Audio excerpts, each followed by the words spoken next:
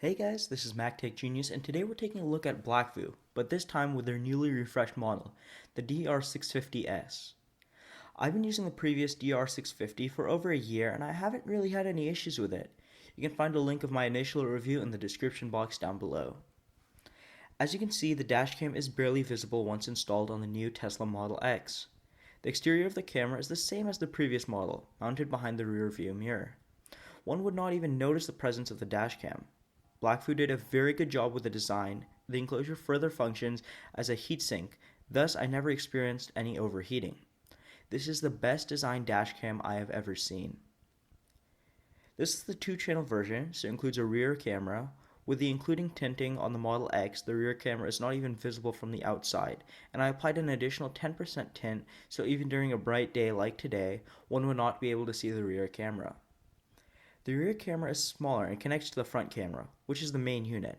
With this new model, you can now turn on and off the recording feature and security LED of the rear camera. You can also rotate the image 180 degrees. You may ask, how did I run the wires? Unfortunately, unlike my Acura TLX, where I installed the dashcam myself, as it was relatively simple, the Model X is more complicated due to the hatch in the rear, the falcon wing doors, and especially the panoramic windshield. And you'll need to be somewhat of a pro if you decide on hardwiring directly to the battery for parking mode, as it is difficult to find and always on power source. Johnny, a mobile installer from Calibred Customs, did a superb job with the installation. He's very familiar with the Model X and has done over 120 installs in 1 month on the Model X alone. As you can see, the work is very clean and matches the OEM aesthetics. He has even done some 4-channel installs, which I plan on getting soon. He has a 5-star review on Yelp and services Southern California. His contact information is listed in the description below, and he's very responsive if you send him a text.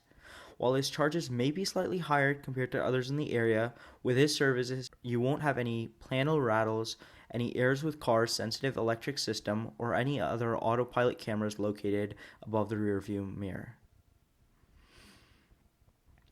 The rear camera wire is routed through the headliner into the thin conduit on the panoramic windshield, which goes down to the dashcam.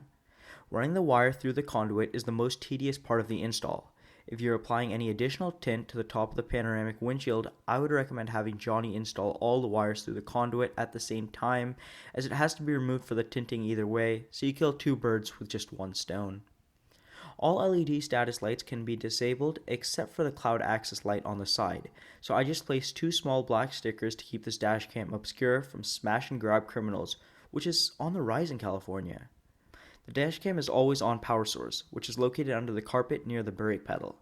Blackvue also has a battery system, so as if your X isn't leaked with enough power and you don't want to mess with the electrical system, you can hook up to an external battery pack that charges through the cigarette lighter connection when the car is on. I also had to install a USB power outlet on the center console. Johnny also took care of the install and it doesn't impede with any of the aesthetics. This always-on USB jacks power from my Netgear Mingle from the Freedom Pop that provides a free 500 megabyte subscription per month, so I can use the Blackvue Cloud feature to view footage from anywhere in the world. To learn more about this feature, check out my review on the Cloud Access feature linked in the description. With the latest firmware update, the image quality is similar to the previous version. The front camera records at 10 megabytes per second, while the rear camera has a lower bitrate of 5 megabytes per second. You get a full 1080p recording at the front, while the back is at a slightly lower 720p, but the footage is a smooth 30 frames per second. Overall image quality is great and clear. License plates can be made out. The haziness you see at the bottom of the screen is the dashboard reflection on the Model X, not the dashcam. The timestamp and GPS is listed down below. The Blackvue did not have any issues obtaining a GPS signal when mounted behind the rear view mirror, but this was a concern that some had due to the nature of the metallic windshield of the Model X. The rear camera also provides a clear image during the day. It may be somewhat distorted at times due to the aerodynamic hatchback design of the Model X in correspondence with my additional aftermarket tinting. Even at night, the footage is clear and smooth. License plates can be made out at 1 car length in distance. However, the same can't be said about the rear camera footage. This is probably a result of my 10% tint, which was added to the pre-existing factory tint on the rear alongside with the angle of the camera due to the nature of the Model X. If you didn't apply any additional tinting to the rear hatch, I'm sure your footage would be much better. I plan on upgrading the 4-channel setup in the near future, which also includes a side-mounted camera. I previously posted a full review of the Blackvue app on Mac Viewer. I'll link those two in the video description. With the app, you have the ability to connect the dashcam locally or over the cloud if you pair the dashcam to a Wi-Fi network. You have the option to modify various settings on your preferences. I would appreciate the ability to export and save your settings, as upgrading the firmware leads to all the settings being reset. I personally disable all audio notification and LED lights to keep the presence of the dashcam as mitigated as possible. I recommend lowering the motion sensitivity for parking mode to save on storage space. Though this dashcam can support micro SDs of up to 128 GB, I have a 64 GB card on mine. The cloud access lets you store the SSIDs. I have mine set for my local home network and MiFi hotspot. So when I'm home, the dashcam switches over to my home network, and when I'm away, it connects to my hotspot network so I can view a live stream and recorded footage while I'm away from the car. It also sends me a push notification if an impact is detected while the car is in parking mode. Overall, I highly recommend the DR650S for all Tesla owners and anyone who is interested in a solution to protect their cars from the recent uprising of hit and runs, insurance frauds, and smash and grab crimes.